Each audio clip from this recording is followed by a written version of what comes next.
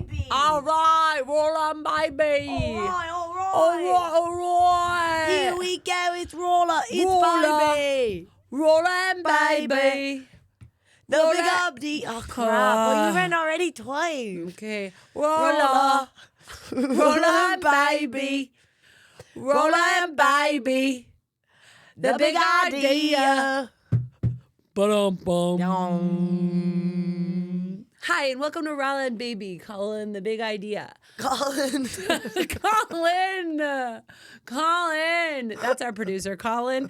And we're here with the big idea. We seriously are. We just put eye drops in our eye. I know. I'm crying. We are crying a lot. I think I have to cough. Go ahead. Roll up. Roll up, baby. Roll up, baby. The big idea. Boom, boom, boom. It's good. It's evolving. Yeah, it feels like. Yeah, people don't do their jingle themselves. I have done. Good. And You've lived a life will that's continue long. to do. I think it's right. I think it's right too. I kind of do jingle. I guess that's what I sort of do when I do. I wrote a song for you guys when I sing a song for the play, which is sort of jingle of the plays. I do think jingles, good idea. Roller, Dun, dun. rollin', baby, Yeah. rollin', baby. Uh-huh. The big idea. Boom, boom, boom. Oh, that's good. Wow. bit of We almost have a time. second verse. Yeah. Maybe by the end, it's like the only thing we do. We find the song. Takes an hour and a half. And every episode's only 45 minutes, so it's a two-parter.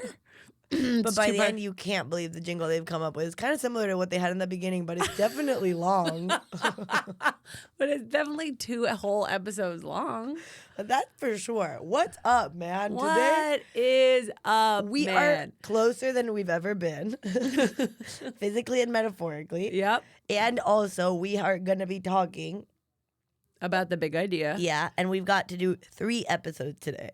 Yeah, and this is the number one. So this is where we're the freshest we've been today. So this one will be, there will be some talking in this one. Uh-huh. And then the next 2 episodes will just be the theme song the whole time. Can't wait. Please tune in.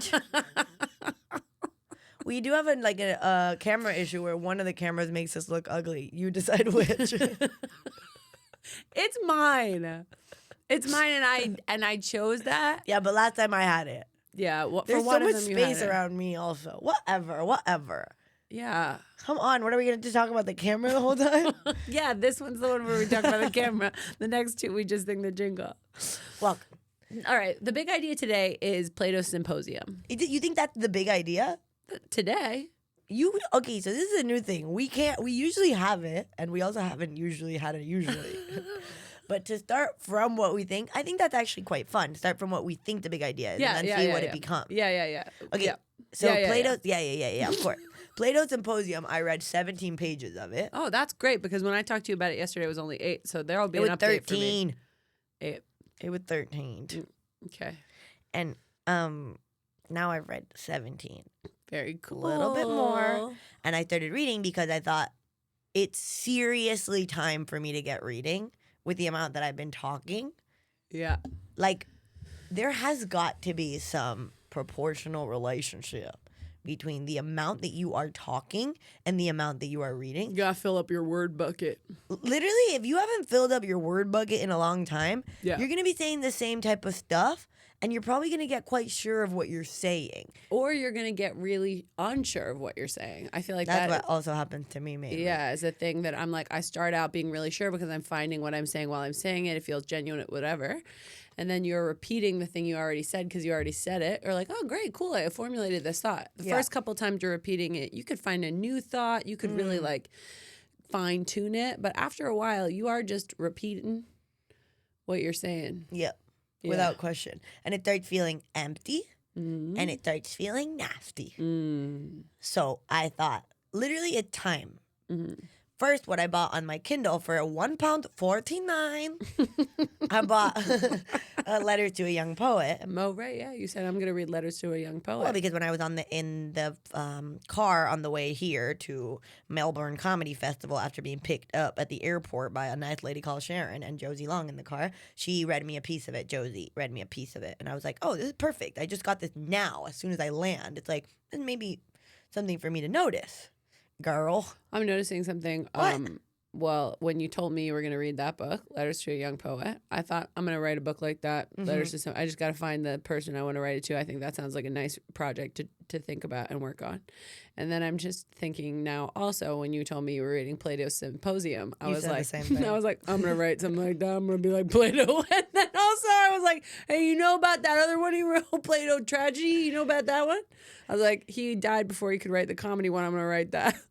She did say all of that stuff. That's what I think. That's how I think about myself. Right now, yeah. It's good. It's good to notice. Yeah. You got many things to say. I'm all for it. That's how I feel. I think say them. Say them. Get the mic on. Say the stuff. Why you listen? People listen. Yeah. Great people. Yeah. Listen, she got a lot of stuff to say. Okay, yeah. So they read you. So your first thought when you heard a letter to a young poet. Yeah, a piece of one. You were like, I better read this. Wow, what a rational thought. Yeah. That's a really good thought to have. But then did I? No. What about these little shoes I'm wearing? You want to see my shoes? Yes. You see how they're burned there? I've been wearing them a long time after they got burned. They got burned on a campfire, and I thought they melted. And I thought probably last time I'll wear those shoes in public. Not true. That was a year and a half ago. I never thought about them being burned, and I've seen these shoes a lot. I melted the bottom of them, but I was melting them telling a really funny story. You knew it was melting?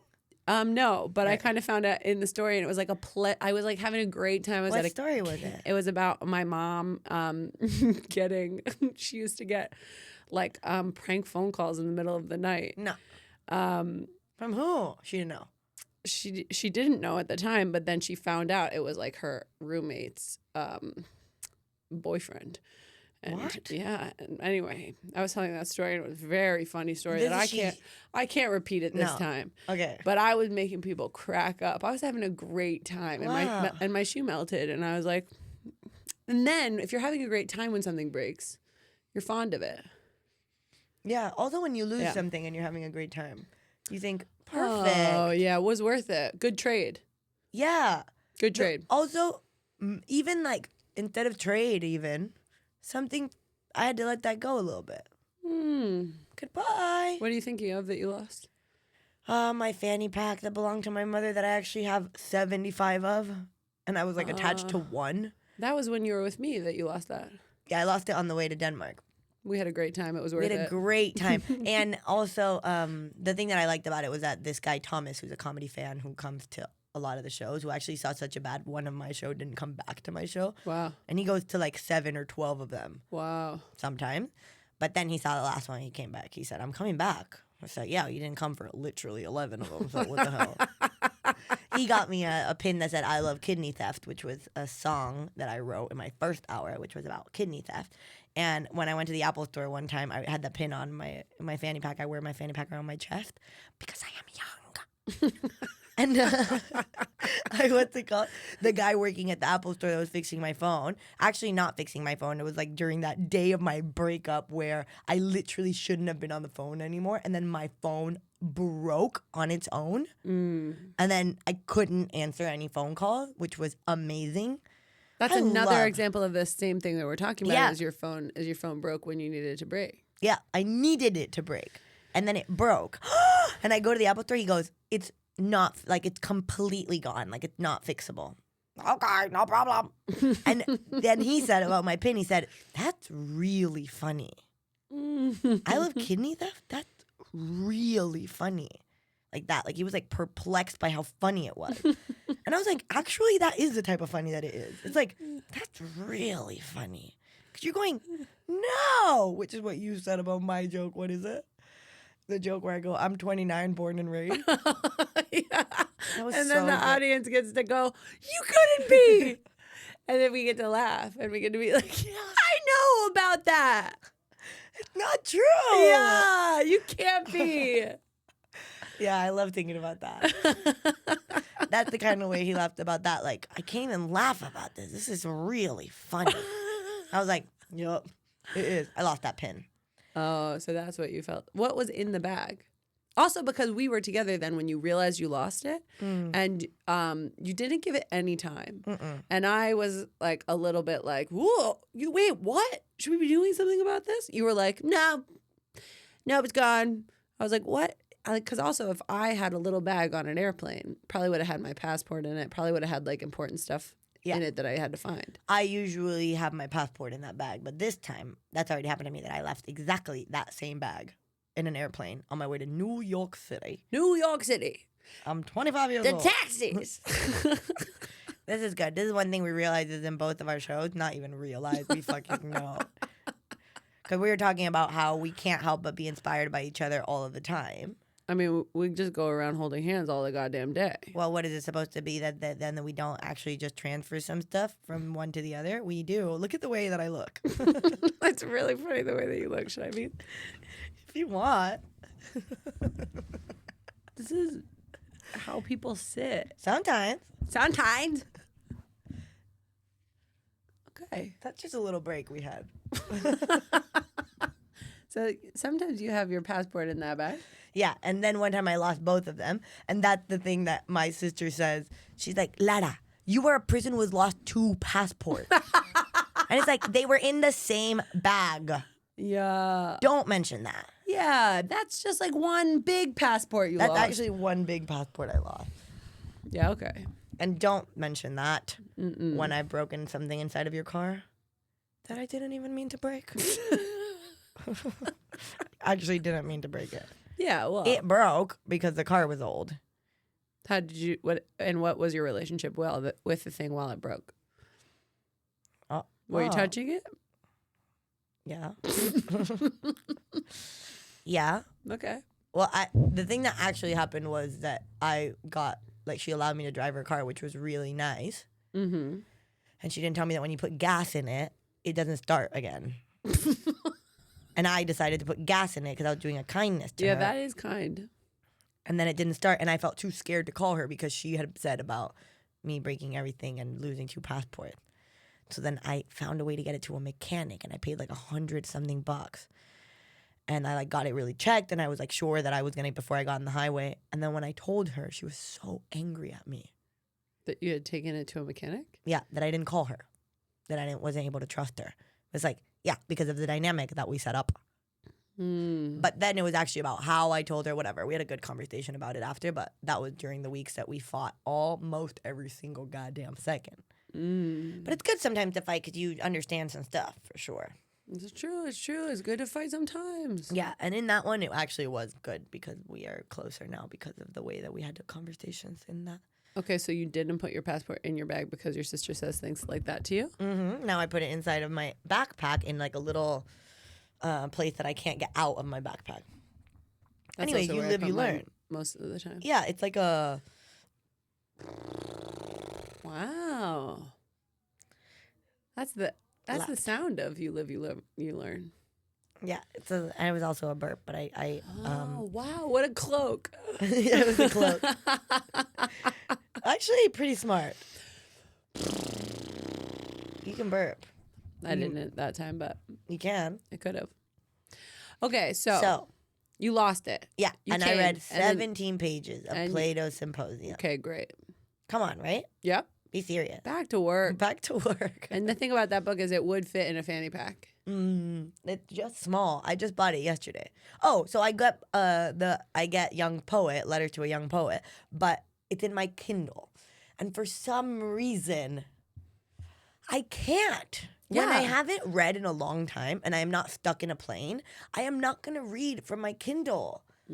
I get distracted. I don't want to look at it anymore. But a book, that'll get me. And the last time, actually, I read Heartburn by Nora Ephron in the plane.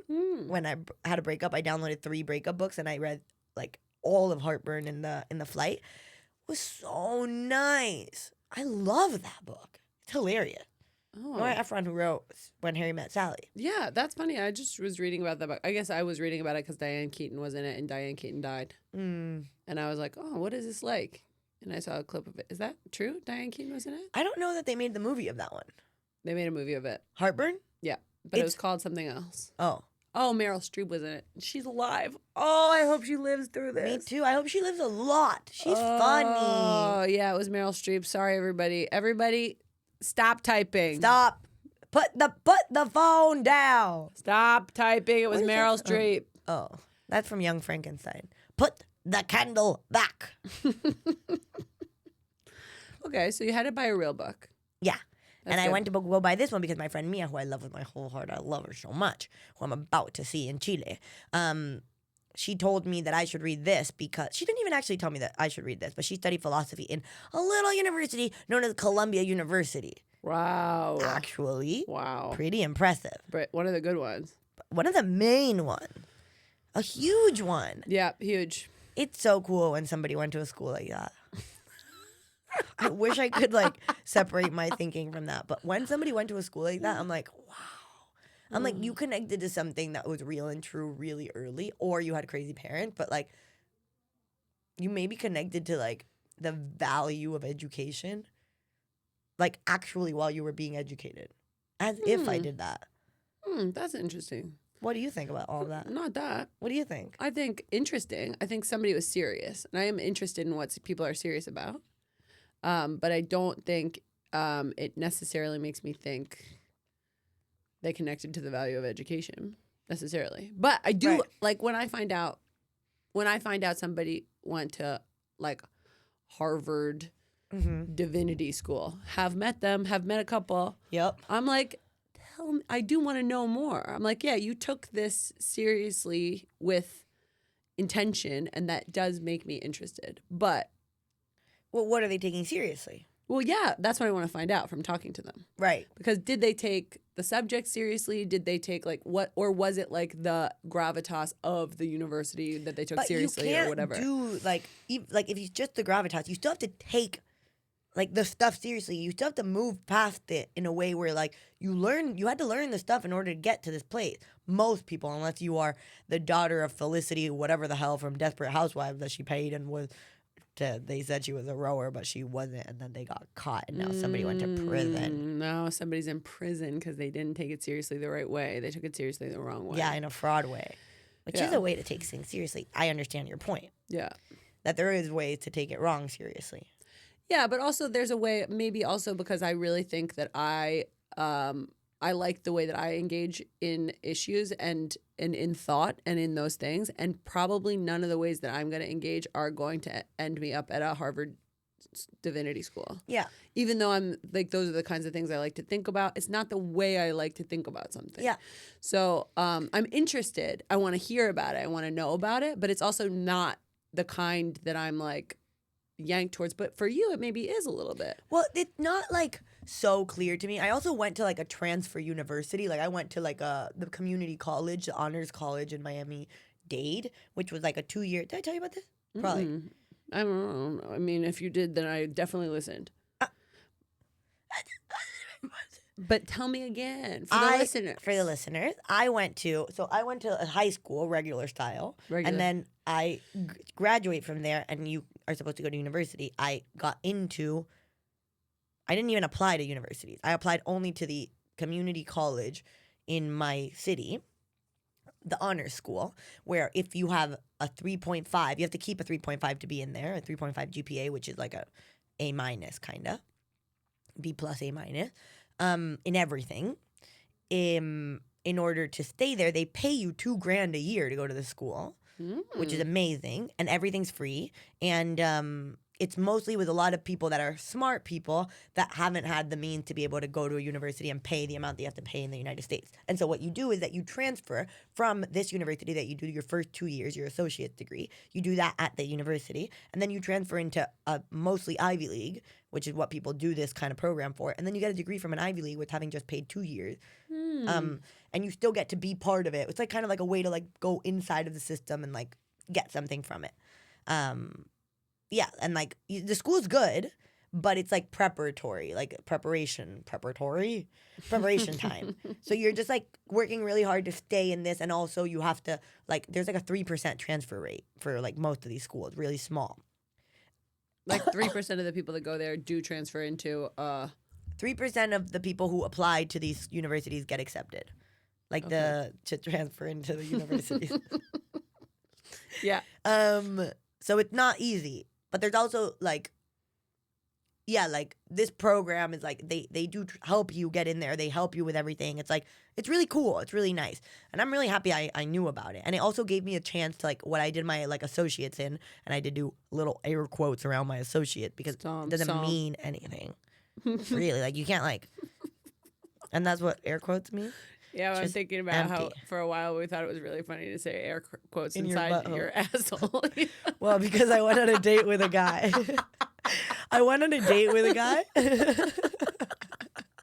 And okay, so I'm like starting to date now. It's like an interesting thing, and I was trying to have sex, and like it wasn't working for like a long time. It wasn't working, and it wasn't working in the sense that like people weren't getting erections around me, and I was like, come on, get an erection. And what is it? Is it my cartoon voice? And I said, people masturbate to cartoons all across culture. Anyways, that's a joke I wrote about it. Whatever. I'm going to say it in the podcast. One of the guys that I go on a date with, we have a nice time. We like have a good time. We go back to his house. He's not able to get an erection. He does put 2 fingers in my butthole. And I went, ooh, finger in my butthole. And he went, 2 fingers. And I went, whoa, that's a lot to do. But I think it's because he thought like I was like crazy comedian. I want 2 fingers in my bum hole. I don't. Not every comedian does. Not every comedian does. Anyways, we told that to our friend Diedrich. Diedrich, one of our listeners. God, we love you, Diedrich. And boy, do we. And we respect you. And we respect you.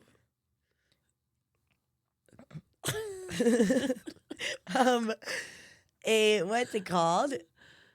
Then we did air quotes at one point, and we kept saying, whenever we did air quotes, it was like air quotes in Lara's butthole. Right, we that's thought what he it said. was really funny. Because that's what he said. He said, oh my God, he put 2 fingers. He could have done air quotes in there. He said that.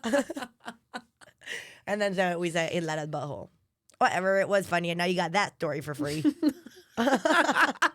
So now we can say that in this podcast, too. Yay! Anyways, I got my associate's degree in my butthole, and then applied to a bunch of universities.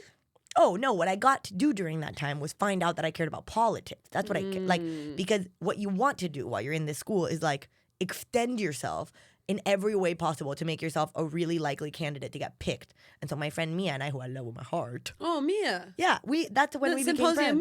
Mia. Symposium's Mia. Wow, this is actually the perfect amount of which stories and when to tell them. Uh-huh. Perfect. Maybe everything like that will happen. Yep.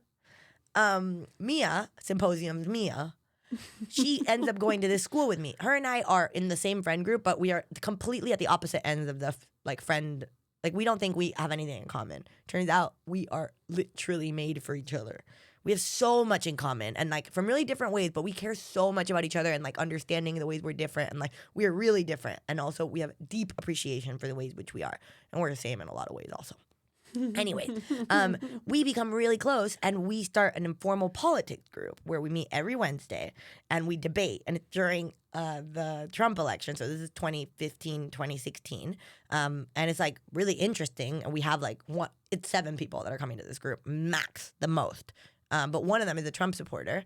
And like we have like discussions about it. And Mia and I are like Bernie heads. And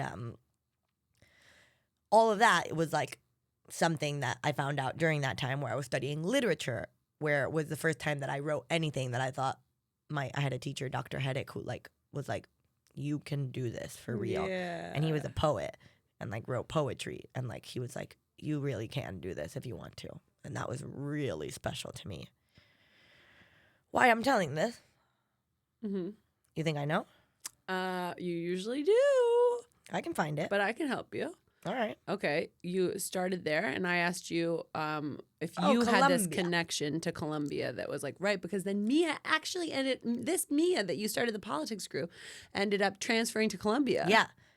Oh, that's cool. And that also does have like a real weight for you then. Yes, because it felt like all of those people that were like, there were so many people in that school that were dumb as hell. Dumb and like talking to them was like, what are you saying? But they were school smart. So I do understand very much, like, there's a lot of people who are school smart that are not actually interested in the thing, but it's like a means to an end, which is like the end is like the what degree. they're actually interested in is competition. Yeah. Some of the people that I know that have gone to schools like that. Yeah. That I'm like, it like actually, I can't find the interesting conversation with them, even though they know all of the facts about it. But it is that thing. It's about like fact rather than about like knowing. Yeah. Which is obviously the difference between interesting and uninteresting. To me. Speak on it.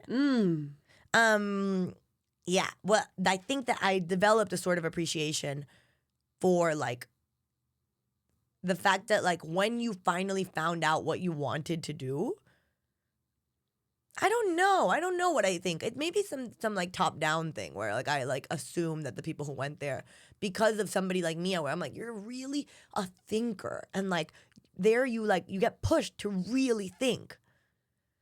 And so I'm just interested in someone who like developed critical thinking skills in like a specific way and not by accident, kind of. And so I have like praise for these people. And then she studied philosophy there, which I think is different also than like if you go and study like. And also if you're one of your main people, like the main people that you feel like you're like there in your heart, you got it, and that's like a person who pulls you in the direction that you want to be pulled about curiosity and philosophy and learning. Yeah. And they went to a thing like that, then then that can be then of course you're gonna have a feeling about that is a good one. Yeah. I do have a feeling about that. That's a good one. That's nice. Yeah. But I also don't know that much about like how it was. But I do know about like some of the required reading and like some of the stuff that like when we're talking, she's got like the way that she appreciates reading is really amazing. Like, yeah, she really feels so much about it. Like she's able to really feel like how special it is when she can understand something that's obscure. Like that is cool. That's cool. Yeah. And Plato's Symposium of the 17 pages that I read, which is so funny. This is exactly the type of thing I would do too. And you too. Literally give me one page and I got stuff to say. But that's, I think, good. Go on. Well, I think like there is that much in anything, and we're good at finding that. So like also, I had this experience where I was always like, I have always like wanted to be like read. I read, and I sometimes am, and then sometimes I take long breaks. And then one time I was at this party, and I was talking to like this frat guy who was dating a friend of mine, and I really didn't care about him, but he said something that I think about all the time. Ooh. And it was that I was reading A Confederacy of Dunces, and yesterday I got that recommended by John Norris. Interesting. Who said his favorite book, Lonesome Dove. Oh. One of my favorite books. I know. I love that book so much. I was going to tell you that. So he gave me a list of. Have you read East of Eden? Steinbeck? No. Okay, that's the third one he said. Interesting. I have not liked Steinbeck before, but I would try again. But Steinbeck isn't that of Mice and Men? Yeah. Oh my God, that one endeared me, but I only read it in school. Yeah, I only read it in school too, and I like only read it to get through it. But lately, actually, that one's been coming back to me like through like conversations too, and I'm like, I should really figure out what this Lenny guy did to that mouse. Smashed. I know. Not in the sex sense. Smash or pass. Not in the air quotes in the asshole. Not in the air quotes in the asshole sense. I didn't want to say that.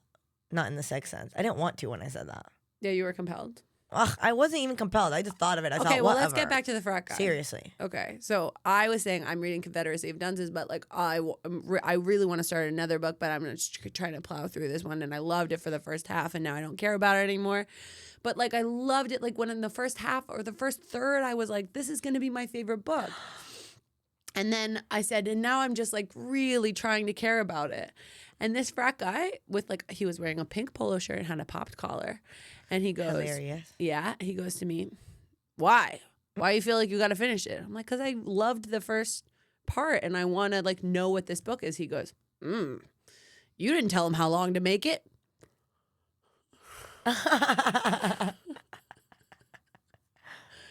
Yeah. So that's a thing that I know now. That's funny. From this guy who is like the perfect embodiment of that, right? And yeah. So I didn't finish that. What am I saying? You didn't? No, I didn't finish it. Wow. I was like, oh, I'm allowed to start a new book instead of finishing this book. Sometimes that's a fun thing for me to decide. Yeah.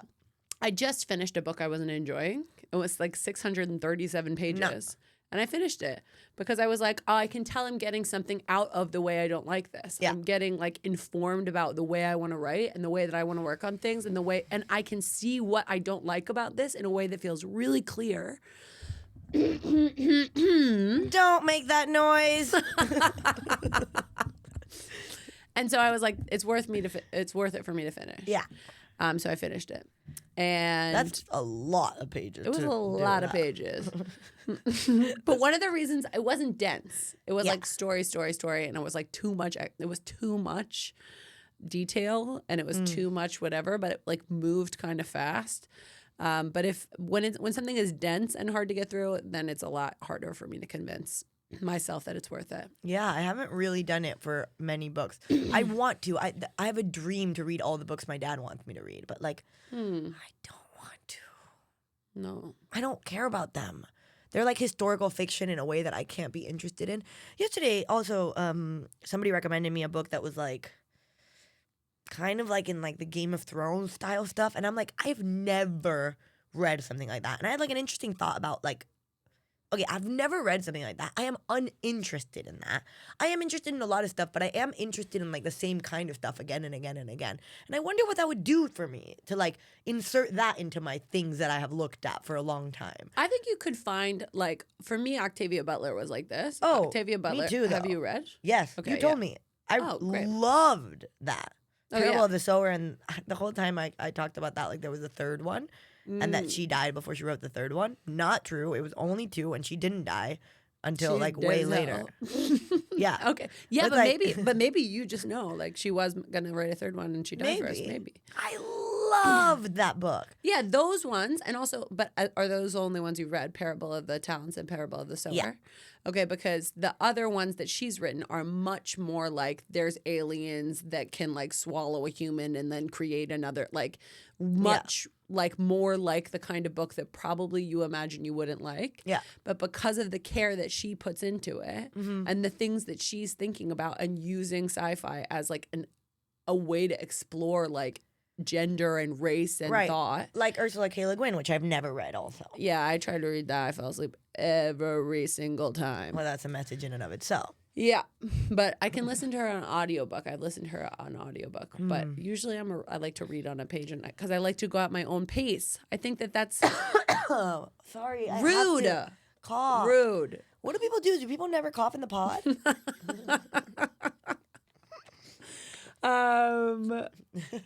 Right. Anyway, I think when you're consuming, like all of the kinds of media you can consume, you are the motor the most for reading. So you have to go at the pace that you can handle in reading. You have to think your own thoughts, and you have to notice when you're checked out. I can read like a whole page and a half. Yeah. Not there. Me too. And I'm like, everyone. I read every single word. I don't notice until I'm like so far that I'm like, not a single one of them has been inserted. I started doing a couple things that I like when I'm reading. One of them is when I read a whole thing and I don't read it, I go, what the hell are you talking about? I say that out loud. What the hell are you talking about? When it's not their fault at all, but it was me. I wasn't part of it. One thing makes me laugh. Ha ha ha, I go.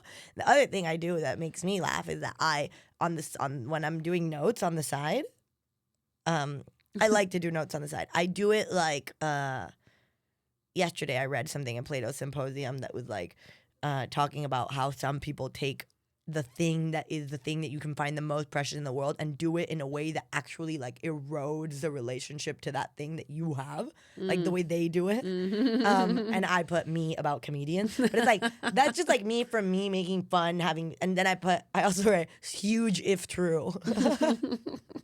That one makes me laugh. Huge is true. And oh my God, GG, like, oh my God. Stuff like that. It's like, yeah, because the way I choose to relate to this is like exactly through, like, I guess because there's something about doing something like reading that if you are not a person, I am already a person who's been reading for a while, but like there's something about like it employs a different part of you sometimes. And that makes it hard for me to do it sometimes. Like there's like it's when I'm just figuring this out right now, but there's like a bit of a disintegration sort of thing going on sometimes when like I feel very integrated as a person. Like I feel like all sides of me, all parts of me, like they like hang out all of the time. Like they're not like, I'm not like employing one part of myself and then like I'm like, wow, now I'm employing this. No, like all of me is pretty much in everything I do. And then sometimes when I read, it isn't. Well, that I think is because like you are like when you are reading, you are taking someone else's thought and work and you are putting it through yourself. Like when you're just watching a screen or when you're like listening to something, they are providing the thing that like they're the motor and you like decide how long you look at it, but you don't decide the pace, you don't decide the voice, you don't decide the thing. Yeah. And this is like reading, I think, is really a special way to engage with yourself because you are really trying on, and this is a thing we say to each other a lot, but like trying on something the whole way, like a jacket, like reading you must.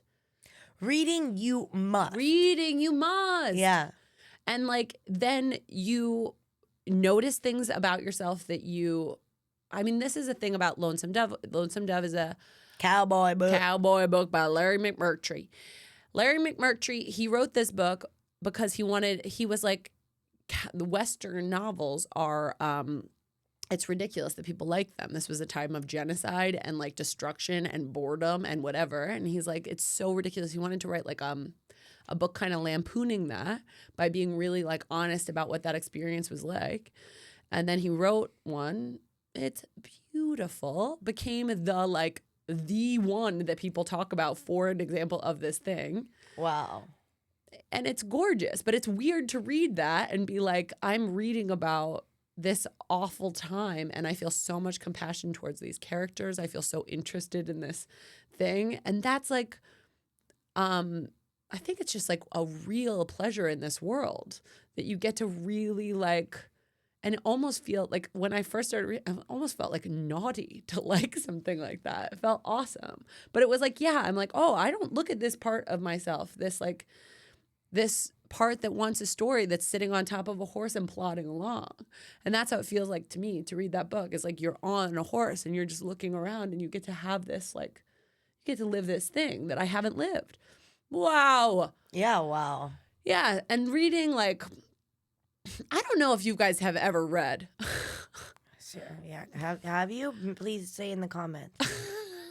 It's just different than all the other things. And we act like all of these things are the same. Yeah, we do. We act like consuming and like listening, like audiobooks are the same as reading. They're not. They're not. But I think you it's have to, cool. yeah, It's cool. It's cool. Do it. Please, do it. Read it. Listen and read it. It's fine, please. and it can count for you. It can count. But there is my friend Duncan reads like because he has dyslexia. He reads in this app where they like give you every single letter like. Wow. It's crazy. You know what? I used to have a podcast called Helpful, which still exists on Patreon, which is what we call it because my mom says it that way. That's sweet. But it used to be one where Sophie Hagen and I would read self-help books and we would tell each other about them. And then I was having to read a lot of self-help books, which is not necessarily what I would be picking to read, but we were doing it for this thing. And then I found this amazing way to read when you have to read something and get through it, which is like listen to it on 1.5 and read at the same time. That was good for me. Wow, yeah, it like immerses you. Yeah. And then, like, right. And it's different than this thing that I'm saying, which is like, I think it is important. Oh, but you're talking about fiction, really. Yeah, I'm talking about fiction. And this is different. But also not just fiction. No, not just fiction. Because, like, also, like, no, don't tell me what I'm talking about. And say it wrong? No. You're talking about saying the wrong thing? See the amount of trust I had going into that? I was like, yeah, cool. I'm talking about fiction. Absolutely not. But right. So anyway, but that really helped me really pay attention to what was happening in my eyes, in my ears. Yeah. But I think that for me to really sink into it, it just takes a long goddamn time. It takes a long time to read things. Wait, self-help books or just anything, if I'm really reading it myself, because I am like literally filtering every single thought through my own thinking process. Yeah. And that is like the only way I really know that I can do that and really get an experience out of it. I mean, also we were talking about the other day, like gossip. Gossip is like people are like, no, don't do gossip is bad. Gossip is bad. Don't do it. And I think gossip, good. Gossip is good. I read something about it one time that was like, gossip is the only way that you can really try on fully another person's experience without living it. And so when you're with like trusted people who can handle this kind of conversation and aren't a-holes. Empathetically, right? Of course. Like, yeah. And also there's this thing about gossip being like a really, it's a tool for societal, like to make sure that society kind of stays within some sort of bounds. It's like because it's sort of like shaming sort of thing. I'm not really interested in that part of it. That's the first one but like that's I have heard this thing, but I'm You've like, what I'm interested in is the thought experiment of what if. Okay, what do I think about this? What do I think about the choice that this person has made in this complicated situation? Would I have made that choice? Well, maybe if this is also true, like really engaging with a real scenario that you know some of the facts about. Yeah. I think, though, that, like, that's a very generous read of gossip, like as if that's how people gossip. That's how I'm doing it. I mean, that's what you're doing, okay? And then I think you should do something where you talk about what you do, and then people should do it like that. But like, you guys should gossip like that. Yeah. Well, if you do that. Yeah, we do that. Yeah. But that's the only way that it's actually interesting. You don't actually want to talk about that. Like, you don't want to talk about somebody else's thing just to like share information. We've never talked about anything just to share information. Yeah. For that, like, it's like. That's like a sort of like transfer brain thing, which is like never the point. Right. The point is, what's my opinion about all I want to like walk around in the fields of the information. But I don't know, and I don't know, so that's why I said I don't know, the way in which people are engaging with their gossip, like all people always. But that's the same thing that when you walked into the classroom and they said, intelligent people talk about smart people, they talk about this. Mm-hmm. And it's like, that's why, because if you actually think like talking about other people is an exercise of empathy, which it kind of is. I think the other rule about gossip I want to get out there. What? The other rule about gossip I feel like is important. I feel like it's important you engage with it with people you trust to know what you're thinking about and know that you can drop and change your opinion entirely. We literally said in the podcast episode that we're not even thinking about releasing, and we should say. Okay. Is and not because we did anything nasty on there. Oh my god. We actually didn't even do nasty stuff on there. Wow. But we were just the first one, and we had such a long also, day. I think we couldn't get it off of the computer. Also because we couldn't get it off of the computer. That's probably why. Isn't that true? I think that's the truth. That's probably, yeah. And that felt like, and then when that happened, we were like, kind of a sign. Okay, yeah. We can still get it off of the computer. We might. And we might. But what there was just that moment that was like about how that's the thing that we like about each other also, that is like you can fully fight for something. Which was the thing I had to tell the guy whose show I'm directing, Lawrence Dodd. I had to tell him that. I had to say, I am going to push passionately for what I think. And if you tell me that that's not the truth for you, I immediately have let it go. Yeah. Like I have already let it go. And I don't care about what I was saying like that. When new information arises that changes the reality which I was living in just a second ago, I am now living in the new place where the new information is part of it. And I feel stuff about that. Yeah. And so I think that like when you're with people that like know that like adhere to these rules, you can engage with information that does not have anything to do with you except for that you're an interested person. And then you can find out other information. You can be like, oh, makes sense actually. Yep. Seems like you did the right thing. Yep. Like, And that's fine. And you should do. And people are overly committed to what they used to think. And that what they is said. one of the biggest problems. It's one of the biggest out problems there. out there. And that's the way in which exactly everything is, that because we assume rigidity is a thing that we should be like proud of in some way because of buildings. But frankly, that's rigor mortis, isn't it? And buildings are supposed to sway a little bit. And when the architects build them, they say, you got any sway in there? Because otherwise that thing's going to topple. Listen to me. This is exactly 44 minutes in. That feels right. And we haven't said a single goddamn thing about Plato's Symposium. Not yet, but in the next episode, you can't even believe how much we're about to talk about I did make a list of things that might be the big idea today. And I said Plato's Symposium. But this was actually reading. And then I said also reading books. Yeah. Perfect. So this opened now reading books, and this was a portion of the podcast where we talked about what we feel about reading. Hope you thought some stuff. Honestly, we would love everything that you thought about it, that you should tell us about it if you want. Write an email into Rala and Baby the Big Idea. We should make an email address probably. Yeah. Probably so people can just send what they want. It's Rala and babythebigidea.com. We're not associated with any email. If it says .uk, you're on the wrong place. If it says sure. .biz, not that one. Not Say .tv, it might be us in the future. It might be us. It might be us. People are actually asking, when is Rala and Baby the Big Idea going to be on TV? We go, what do you think it is? I go, we're not sure yet, but it definitely has a place for it on the TV. Got a theme song. Rala and Baby. Rala and Baby. The Big Idea. Boom, boom, boom, boom.